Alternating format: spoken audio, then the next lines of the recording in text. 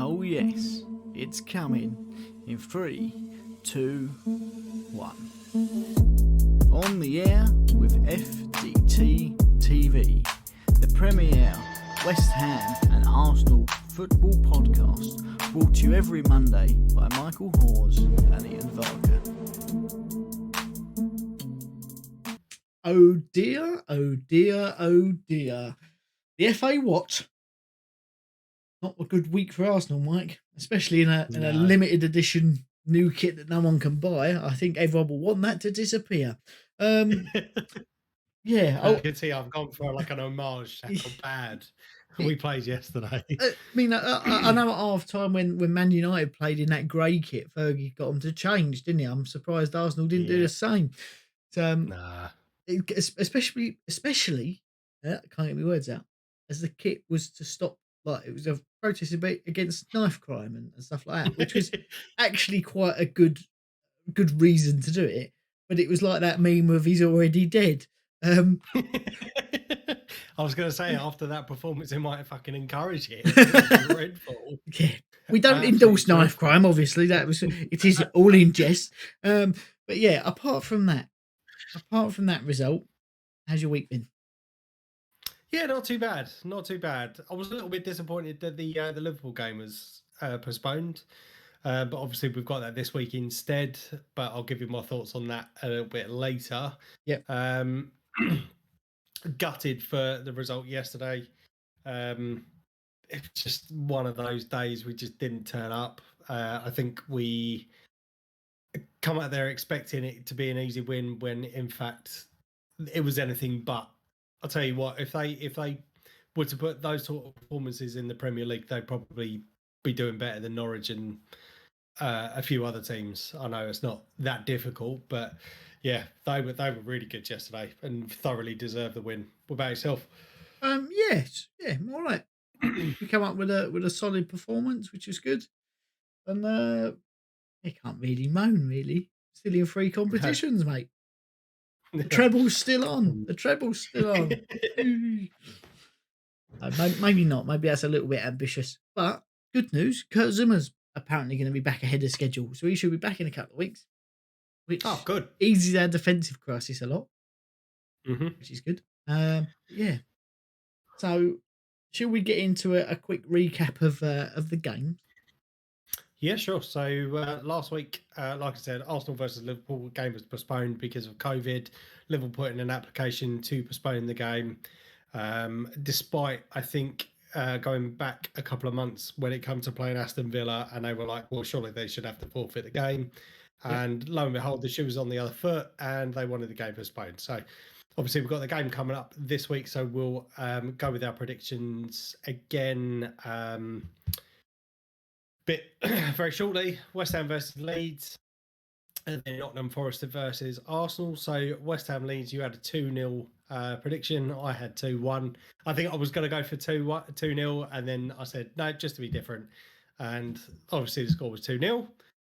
You therefore get 3 points. I get a point. Nottingham Forest versus Arsenal. You had a 1-3 prediction. I had a 1-4. Thought the game was going to be a lot more of a dominating display, but again, just to recap, as I said, anything but. Nottingham Forest grabbed a goal in the 82nd or 83rd minute and ended up holding out for the win. So that's us out of the cup. So no points for either of us there. Coming for the total scores for the end of the week, Ian, you are on 3, I'm on 1. That takes our challenge scores up to, Ian, you are now in a 4-point lead, 33 points you're currently sitting on, and I'm on 29. Oh, he's taking the lead. I'm not giving up that trophy, mate. Even if you win it, I ain't giving up the trophy. I am fucking massive. It's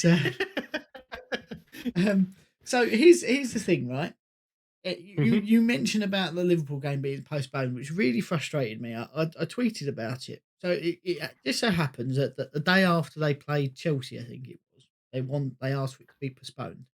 Which, if that's the case, why were you fielding that many first team players if they've got COVID? That's not issue number 1. Issue number 2 is 2 of your main players have just left for the Africa Cup of Nations. going from being in close contact with COVID positive people. They haven't isolated on their arrival, have you know. So that then is that not knowingly endangering other people?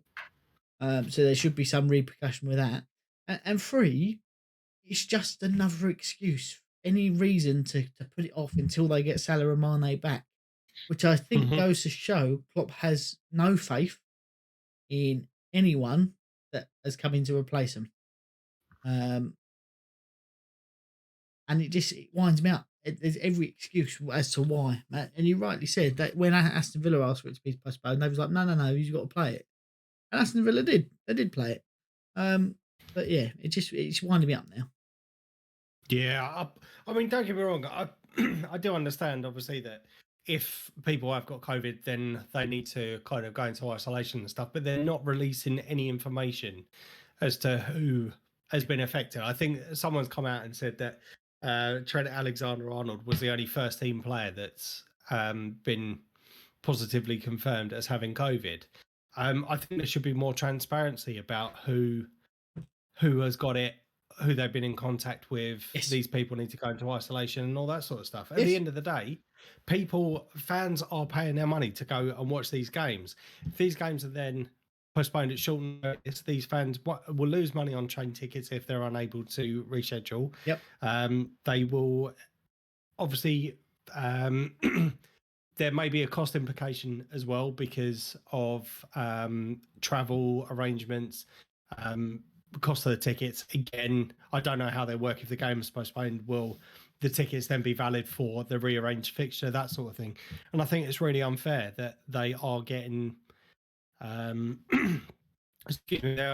clubs are getting away with it. Yeah. I think especially in a cup competition as well, is that you need to, if you're setting a precedent, then you need to kind of stick to that precedent as well.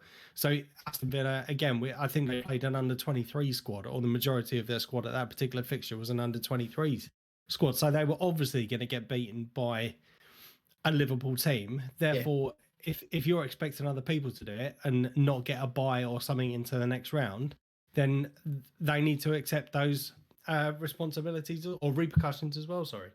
Yeah, I make you right. Well, and originally, when they put in their application to postpone it, they were told to get on their bike, and then all of a sudden something must have happened, and it was granted a couple of hours later. So is that again? I'm going to say, is that a monetary change of hands? Because if it is that not their match fixing again? But yeah, not that makes me angry. But yeah, I still think you'll beat them. I think the result against Nottingham Forest will spur you on a little bit. But so that's the first game of the week, isn't it? Yes. Liverpool versus Arsenal. When is that game taking place, Mike? Thursday. So Thursday night at, I think it's around about 7:30, 8 o'clock. I would just double check. Sorry, 7:45 on Sky Sports. Yeah, to be honest, after that display yesterday, I've got to be honest, I'm a little bit nervous about this game. I know we have kind of dipped our toe into the market, for the transfer market, but so far nothing confirmed as yet. And until something is confirmed, I'm not gonna even kind of speculate or get excited about anyone, because until they're signed on the dotted line, anything can happen. As I think we saw with Willian a few years ago, just about to sign for Tottenham, and Chelsea coming in at the last minute. So yep. Yeah, I'm not going to speculate, but looking at that performance yesterday, obviously Gabriel is back from suspension after picking up the red card, which is good. Yep. So he'll be back into the team alongside Ben White. Tomiyasu, I hope, will be in the squad for this particular fixture, and Kieran Tierney after a bit of a shambolic display from Nuno Tavares. I think if we've got our regular back four with Aaron Ramsdale in goal, I think we should be fine, or we should fare better, shall we say? Yeah. But we did see that we were kind of getting overrun in the midfield, and I know Granit Xhaka and Emile Smith-Rowe have both recently tested positive for COVID, which is why they were omitted from the squad yesterday. But depending on the timing, they may be back. But you just got to kind of plan ahead with them not being in it. So I think midfield is where it could be won by Liverpool. Yeah. If those two aren't playing, but Eddie and Nketiah couldn't hit a barn door yesterday, and I think Lacazette starts. If we can go in with a fairly strong squad, I think we may have a chance. But if he fields the team that we had at yesterday, we're going to get walloped. So yeah, I'm going to go for my prediction, and it's Anfield as well, which I'm not looking forward to. So I'm going to go for a 3-1 to Liverpool on this one. What did I go with last time, if I may ask? So you had 2-1 Arsenal. I'm going to stick with that. I do think you might concede a silly goal, but say with Gabriel back, I think that brings a lot more security to your back line. I think Arteta will go with a very strong squad to try and make a statement. And I just think without Salah and Mane, they're a different team. I know they've got Jota to come in. After that, it's like, okay, so Jota, Firmino, and who? Origi. He's not really going to play on the left very well. But yeah, I see you conceding, but I do think you have the quality to do it. Okay. I certainly think it will go 1-2 as it will either be a really competitive and interesting game, or it'll be sort of a bit of a damp squid. That's my honest opinion. And that leads us then on to Premier League fixtures. So I don't know who kicks off first. Is that West Ham or is that so West Ham play Leeds again? Funnily enough, and this one will cost you a lot more if you're going because it's in the Premier League. I think the last one they did kids for £1. I may be wrong on that, but it was certainly a cheaper fixture, and I didn't realise we were playing at home. Otherwise, I would have gone. But Leeds obviously stricken by injury still. Which is another point. They've actually got proper injuries and they've been fielding lots of young players and they've not been allowed to postpone fixtures. But if you've got a cold, it's okay. You can postpone your match. So I think Bamford's back, which then gives them makes them a different team. I think Phillips is on the edge of a return, as far as I know. I do still think we're going to have too much for them. Antonio did go down holding his knee at one point, which was quite concerning. I think a lot of teams now are trying to physically stop him by literally wrapping around him and doing that. And in the last couple of games, he's just chucked people to the floor eventually, which I do think potentially is dangerous with the state of VAR these days. But I can see another good game from us, and I'm going to go 2-1 to West Ham, obviously. Yeah. See, I'm going to go for the reverse, or I'm going to go for a reverse prediction this week. So, obviously, you had 2-0 and I had 2-1. You've gone for 2-1. I'm going to go for 2-0. Like you said, with the injury crisis at Leeds, I can't see them getting anything out of this. So, yeah, I'm going to go for 2-0. Fair enough. There is a game which I think we've missed as well. We've jumped ahead a little bit. West Ham versus Norwich on Wednesday. Oh, see, I looked at that and I couldn't see it. Right, okay. It's our rearranged fixture from a couple of weeks ago. Norwich are abysmal, aren't they? They're still in abysmal form. They are sitting bottom of the Premier League table, below Newcastle somehow. I am going to think we're going to blow this away again. I'm going 4-0. Okay. Are you at home on that one? Yes, we are. Okay. And you're going 4-0? Okay. I will go for 3-1. Very good. And the last, sorry, pardon me. Last but certainly not least, Tottenham versus Arsenal. North London derby days back, baby. The mid-table derby, I think. Yeah.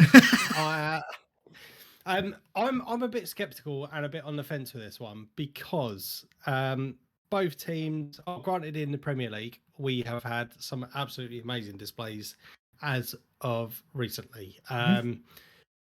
Obviously, a bit unfortunate against the Manchester City a couple of weeks ago, and I really think it's going to depend on who he fields against Liverpool. Is he going to go all defensive and try and go for a bit of damage limitation, possibly? Obviously, playing away, well, not too good away. And this is another reason why I'm a little bit skeptical about what is going to happen this particular fixture.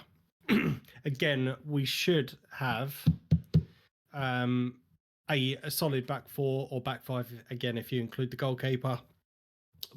But I know Tottenham have been on a bit of a positive run, shall I say, recently.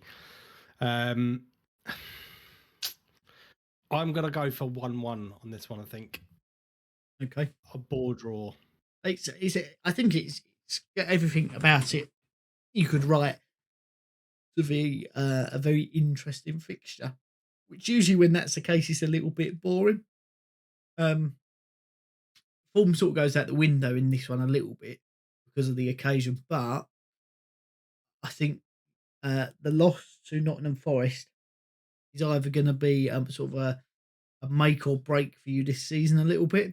And what I mean by that is you'll either arrest the poor game and bounce back against Liverpool and put in a solid performance against Tottenham and a respectable performance, or it will sort of trickle into the next game. And then if you get beaten badly by Liverpool, then there's a potential sort of confidence problem, which we see occasionally from Arsenal this time of year, sort of historically. Usually it stems with injuries in defence, but that doesn't seem to be the case at the moment. I do think Aaron Ramsdale. This is me backtracking a little bit.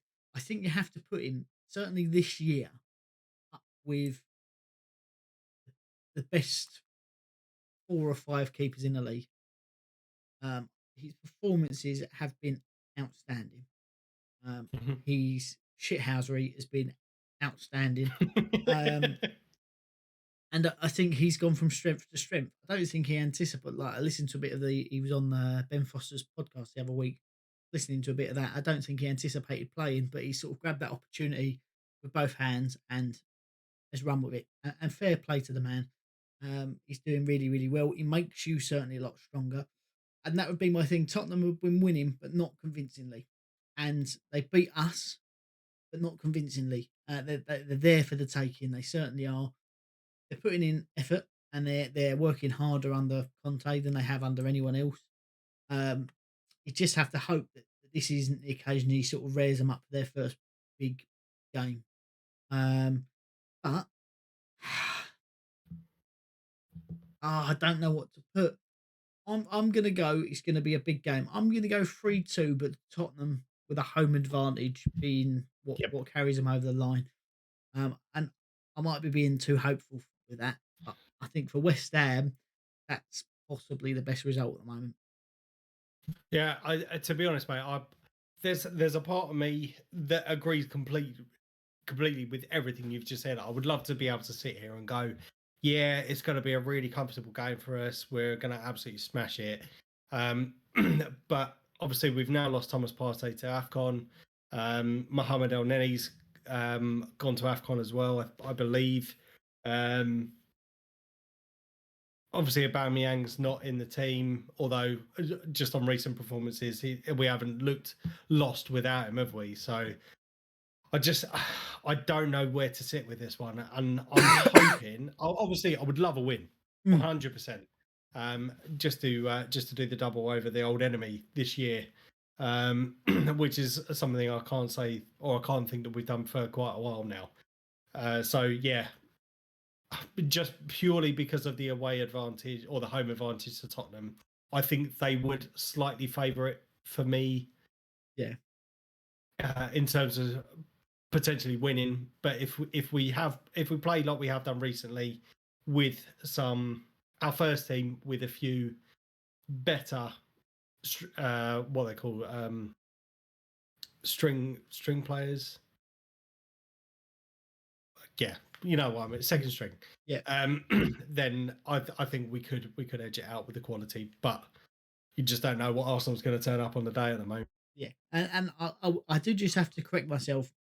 A Tottenham win wouldn't be best for West Ham because Tottenham have 2 games in hand over us and currently sit a point behind because they've strung together a string of results, so they have crept up the table. So maybe a loss all round for everyone. A permanent postponement would maybe be the best result. But we are only a point behind you with a better goal difference now, sitting on in 5th. And if you'd offered me that beginning of the season, a point behind 5th with a better goal difference, at the beginning of the season, I would have taken it. We just tipped over the halfway point last week, so yeah, it's all good. We're showing we're not a one season wonder, which is nice. Bring it. Yeah, and if I'm honest, I do think if we hadn't had the unfortunate injuries to Okpona and Zuma, I do think we would have been fighting up the top even further for that top 3. But sort of Okpona got injured 2 weeks later. Zuma got injured, and sort of the wheels fell off for a couple of weeks. But we're hanging in. We're hanging in.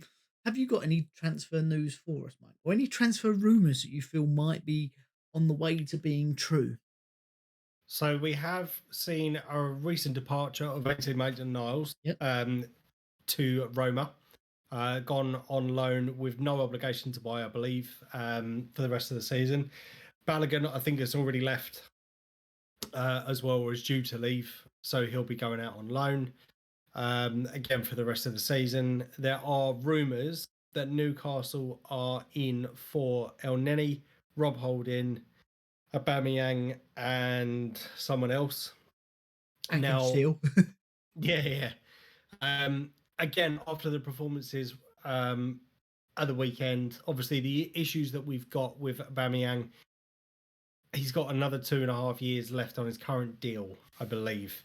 So to get his wages off the book would be a blessing in disguise. Yes. I would expect, and certainly because of his age, I'm not saying he lost any of his pace or anything like that, but his attitude just certainly doesn't seem to be in it this season. Obviously, we saw a bit of a decline last year. So if he was to go, or if they were to come in for a serious bid for him, I think we would kind of snap it up. But the other players, I think, by all means you can have them because they've shown they're not good enough to be second stringers. So, but I don't know how to pronounce this guy's name. Apparently, we've had I think it was like a £40 million plus Lucas Torreira for Vlahovic, the Serbian striker from Fiorentina. That's it. Yep. Yes. So yeah, we've apparently had that bid rejected, or not even rejected at the moment. It's I think they're kind of holding out because he wants to see potentially at the end of the season because he wants to obviously be playing Champions League football. So he wants to potentially wait until the end of the season where the possible suitors are in terms of the European qualification to see if it's a fit for him and his career. So yeah, it's as far as I'm aware, it's not been rejected yet, but maybe one for the summer. I mean, he's been touted as the next big thing. He's a unit. I know that much, and he's sort of scoring for fun. He's 21 years old, so there's obviously bags of potential there, especially if he's got the right people in his ear. And I think that's unfortunately a little bit what's hit Aubameyang. He worked really hard and he's been phenomenal and had the right people in his ear for years and years and years, and has gone from strength to strength. Even when joining Arsenal, he went from Dortmund. People was like, "Oh, he's going to flop," but actually, he didn't. He thrived, and I don't want to say the big money deal, but as soon as you got that big money deal, you sort of see the attitude change and the tenacity drop off of him. And I think, unfortunately, that's got to do with either his mentality of, "Oh, this is my retirement fund," or the people in his ear going, "You don't have to try anymore. You've got 300k a week for 3 years. What are you trying for?" Because the worst case scenario, they're just going to buy you out of it, which unfortunately I don't think is going to be the case for him. I think he will just sit and rot and be made to turn up and train and whatnot. Um, I, if I'm honest, I do think if you can get him off to Newcastle, even if it's for like 2 million, just to get those wages off. You think over those 3 years, that's a lot of money, isn't it? Mm. But yeah, it's interesting. I do think Arsenal it is you're needing a new out and out striker. Um, Usually we go, oh, you could do a winger or a midfielder, or most cases you need a new centre half. But Mm. yeah, with Aubameyang going, Lacazette looking like he's probably going to go at the end of the season. Nketiah had an opportunity to step up and has blown that. I think he's probably going to leave. That's the one position you go, well, you're a bit weak there. You could play Martinelli there, but I think I don't know. There's a See, lot of for youth coming me, through. I see Martinelli very much kind of like dare I say it, an Henri type player. Yeah, So playing out on the left and cutting in, yes, which we've seen him do on several occasions. There have been a couple of games where he has played up top. I think noticeably the game against Chelsea where he absolutely robbed one. And I think it was N'Golo Kante went down to tried to grab his ankles, but he was like, "Nah, see ya," which took us to a 2-2 draw on that one. I think that was the result of the game. But for me, I think there's been a couple of instances where I've seen him get bullied off the ball yes. a little bit too much, and again, that's possibly because of his age and a little bit naive, I suppose, in terms of strength, position, and all that sort of stuff. So I don't. Possibly in a couple of years, if he was to beef up a little bit. I mean, if you look at him from when he first joined where he is now, he's definitely beefed up a little bit, and I think that's the English game that's doing it. But I think he needs to beef up a lot more to be an out and out striker. But I do agree with you. He's much more exciting running at players, isn't he, rather than playing with his back to ball and turning and Yeah. going. So yeah, but that would fit. That would fit perfectly, wouldn't you? Think you stick someone like Vlahovic in up there, who's got the aerial prowess. He's able to hold up the ball, but can also strike it, and have Saka and Martinelli and Emil Smith Rowe and Odegaard running off of him. Mm. Then theoretically, on paper, so you're laughing. But yeah, so from the West Ham point of view, right? Guess what? Apparently, we're in for another striker, and one that, as people who play Football Manager will know a lot about, old Gabriel Barbosa, Brazilian guy. A few years ago, he was sort of touted as a wonder kid. He's been to Italy. He's now back in Brazil, and he's never quite got there. He's always been there about. You know what I mean? He'll have a season where he looks amazing, and then he'll go to Europe, somewhere in Europe or a bigger club, and it's not quite right. And I think signing him would be a mistake. If I'm totally honest, I know we need a striker, but the fact that if after all the time that David Moyes has been saying we're in for a striker, but only the right player, we get him, I think we'll just make a mockery of all of it. It's a bit of a shame. I think a lot of West Ham fans were hopeful of a lot of big moves because of obviously the new investor and stakeholder in the club, but that doesn't seem to have happened. Maybe it will when he takes over majority control, or if he takes over majority control in a couple of years. But I still think we need someone like an Adam Holt, which is he plays for Sparta Prague, who this bloke owns as well. So you think there could be a deal done there quite easily. Um, but yeah, so nothing really else other than that I've seen coming in. The one that does concern me is Jared Bowen, and I've said this to a number of people now. He's refused to sign a new contract, and I think that's for one of two reasons. I think either we're going to get in the Champions League, and he's going to go, well, I've by hook and by crook, I've helped to drag you there, so pay me for it and become one of the top earners at the club, or they won't pay him what he wants. I can see him going to Liverpool. He's a natural replacement for Salah. He loves running at people. He's thick. He's strong. and his ability to cut in and find the goal has got much, much better. And then they would pay him the money that he rightfully deserves. I do think he's a quality player. I think he will wait till the end of the season and we'll maybe see a bit more about that. The other one that has been linked with a move away is Issa Diop, who Manchester United tried to buy for apparently £50 million a few seasons ago when Harry Maguire went there under Mourinho. We turned it down and they went and bought Maguire for 70 odd million quid because at that point he was still like 20 years old, looking. There was moments of brilliance. You think we've got a right player here. It's never quite come to fruition. He's doing all right at the moment, but I don't think he's going to be the player that a lot of people thought he was going to be. But apparently Newcastle are coming in with him. And I think if we can get anywhere close to 30, 40 million, I think they should let him walk. Because for that money, you can reinvest that in something. You know what I mean? We've got a few decent defenders coming through the academy. Give one of them a chance in the same sort of second string post as we got. Bring in a Kate Lacar from France, who's been linked with a £20 million move, and have £10 million to have a party.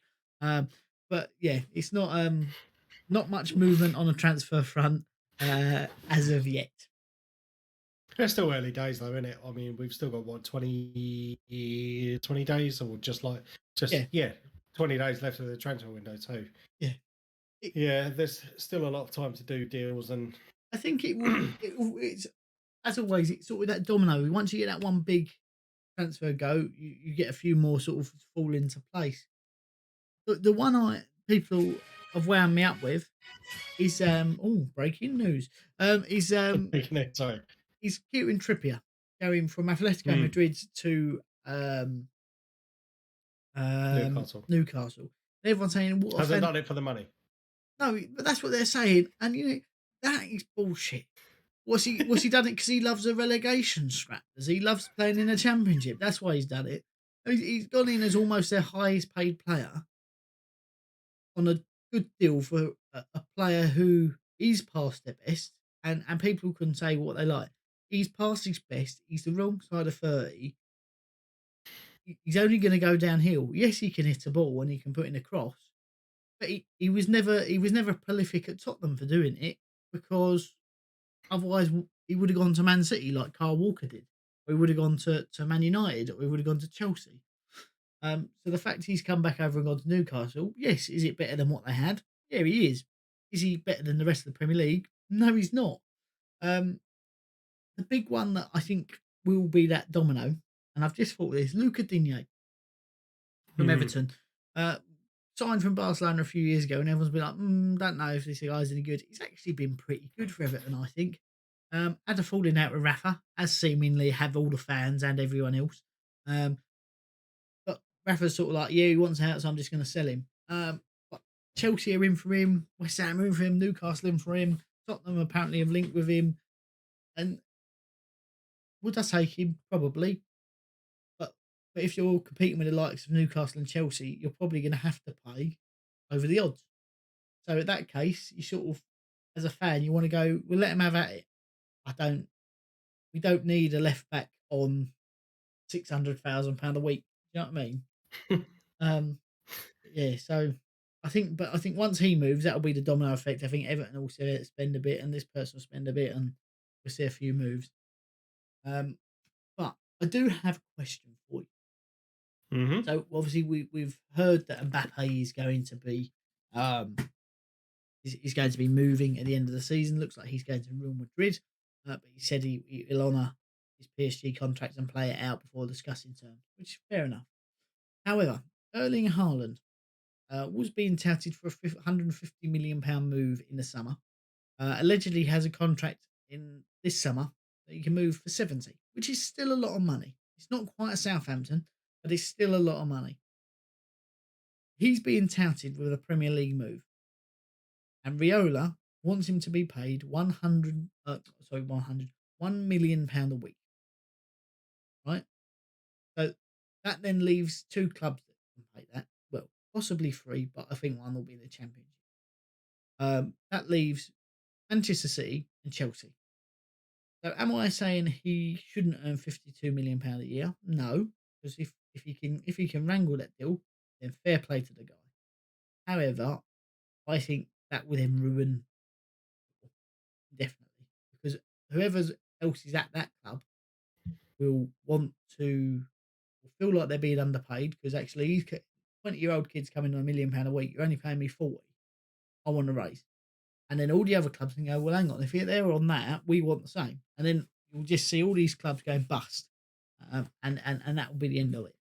So, my question to you, one, do you think £1 million a week for a footballer is a little bit of a ridiculous wage? And number two, do you think that that could be the move that ends up getting a wage cap put on the Premier League? In answer to your question one, again, yes, that is a ridiculous contract, but I mean, we've seen a lot of ridiculous contracts given over the years for players that aren't very good, i.e., Nicholas Bentner, 52 grand a week after scoring a couple of goals. However, I'm not saying that Haaland is in the same caliber as Nicholas Bentner, because let's face it, no one else is. He's the best striker in the world. And as for Haaland, I do agree. I do agree with what you're saying. It sets a very dangerous precedent for the future of the sport, in that effectively it's a business. Yep. And if you're spending more than what you're getting in, and let's face it, in the current times at the moment with restrictions and all that sort of stuff, we could see potentially, I'm not saying it is, but potentially you could see further fixtures or further lockdowns or whatever. We just don't know what the future's going to hold at the moment. So if they've got no money coming in, players need to be paid. If they can't pay them, they're going to administration. I don't think it's going to be a long time before that were to happen, should I say, especially with some of the big clubs that are obviously floating on the stock market, that sort of thing. But I do, and I have done for quite a while, thought there should be a wage cap within football.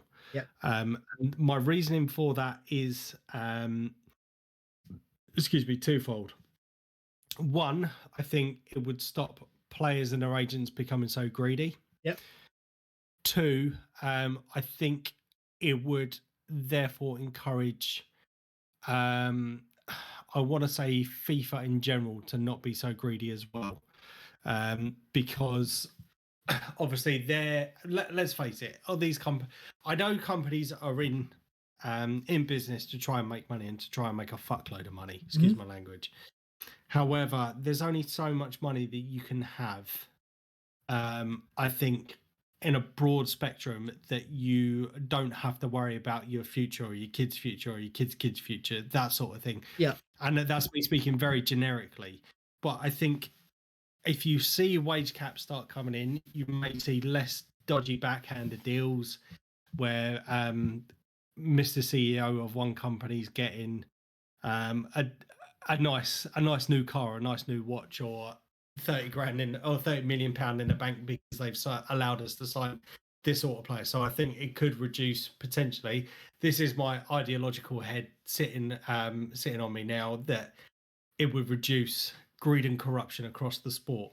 Yeah, it's not going to happen. So, yeah, I think if his agents can do it, then fucking get it for him. But if like, but I do think there should be a wage cap in football, 100%. I've done for years. I think if you introduce a wage cap, and not a wage cap based on finances of your club, a wage cap based on what league you're in. So the League One, League Two, and the Championship, I believe, all have. I know certainly League One and League Two do have a wage cap. I mean, so you can spend up to X amount per week or per year on player wages, and I think Championship do the same. And when you come to the Premier League, obviously it's the Premier League, so you are expected to be high. So if you said, right, the wage cap is £120,000 a week, if you can't live on £120,000 a week, then I'm sorry, but you need some help. But yeah, or a bit like the Spanish league does, you can spend X amount per week on wages. theirs is based on finances of the club, which is why Barcelona are struggling at the moment because they're in debt so much. So I think they're allowed to spend something like £3 million a week on wages. But yeah, it's if you was to do it and say per week, if you're in the Premier League, you can spend 1.2 million quid on wages every week. Once you pass that limit, you can't play the player. And I think a lot of players would then go to clubs, look at clubs on merit, wouldn't it? What's your training facilities like? What's your management like? Are you likely to get rid of the coach every 2 weeks? Because if you are, I don't really want to play there. I want to be under five new coaches every season.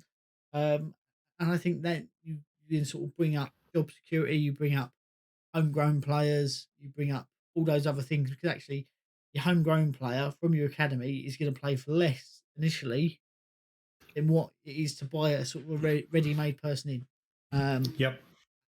And it encourages sort of that sort of predicament in football of let's recruit properly. Let's encourage youth. And that's sorry, I was just going to say, I think that's one thing that the Premier League has benefited from over the last couple of years, certainly with the pandemic. Obviously, you have seen the overseas transfers still continue, but not to the degree that they had done previously. And we have seen some amazing players come through the academy. So I can certainly vouch for some of the talent that we've got within our academies. Yeah. And I think, not to try and sound, I think the word xenophobic, but I think it'll be good to try and encourage more English players within the Premier League. Again, I'm not opposed to, just to clarify, I'm not opposed to obviously foreign players coming over. If they're good, then they're good. I've got no objection to it. But I think from what we have seen, certainly in the last couple of years, is that the emergence of English academy players has been brilliant, and I think it's been brilliant for the Premier League as well. Yeah, and when you look at the dominant forces in world football, the Germany have been dominant for years. They're always a struggle. You never want to play them on the international stage. Same with Spain. They both have criteria for having X amount of Spanish or German players in the squad. So Germany, I think it's 2 non-EU players you can have in the squad, which then narrows it down a little bit, and it's X amount of EU players you can have, and the rest have to be German. And I think that just encourages. Actually, we need the best of the best from our own crop, and that helps the country on the international stage.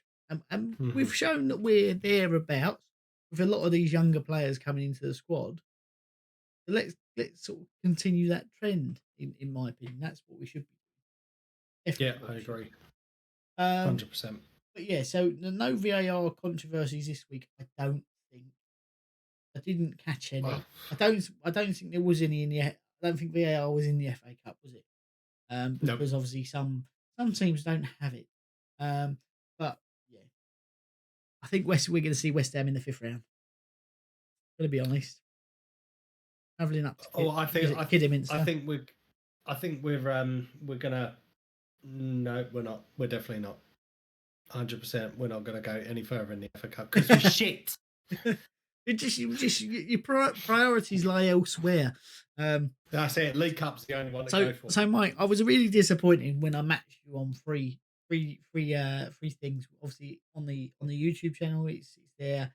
It shows what competitions the players or the teams are still in. So I was really disheartened when we went from 4 to 3 after a lackluster performance in the Carabao Cup. But knowing the fact after Thursday you could only have one thing on that, and the fact that the top rung are so far ahead that maybe we could even remove that because the chance of you winning it are slim. So... Well, I'll tell you what, even if we get a Tonkin on Thursday, we've still got a home leg to go. I think that's one of the saving graces for the League Cup this year is that the semi-finals is over 2 legs, which is good. Yeah. It's certainly more beneficial potentially from our perspective So we could have an absolutely atrocious game, and depending on obviously how well or how atrocious that game is, there's obviously still a chance that we could nick it at the other end. I tell you what, that game against Man was everything that we've ever spoken about on this channel. That we don't care. Oh, sorry, I'll rephrase that. It becomes less frustrating when you lose, when you see that every player has put a shift in, and at which point you kind of just have to look back on it and say, look, yes, we lost this game, but my God, they left everything on the pitch. Yep. And it would come down to some dodgy, contentious decision as to why something's happened, or if you were beaten by a worldie, like 30-yard scream and no one's, then you kind of just have to kind of like doff your hat, and that's we move on to the next one. But I swear to God, if we have a performance like we did against Nottingham Forest, against Liverpool, we might as well write ourselves off, because Liverpool will come at us, even with a second string team, and they will steamroll. And that'll be tie over. Yeah, and that is the frustrating thing as a fan, isn't it? Is you do everything and leave it all out there if you could get on that pitch. And as you said, if you've left it all out there and you're the worst team on the night, it is what it is. If you don't put any effort, then it's incredibly frustrating. Ooh, pardon me. And that's when we see the best from AFTV. But yeah, so I don't think there's anything else from this week. So I've been Ian. I've been Mike. We have been on the air of FDT-TV, and we will see you next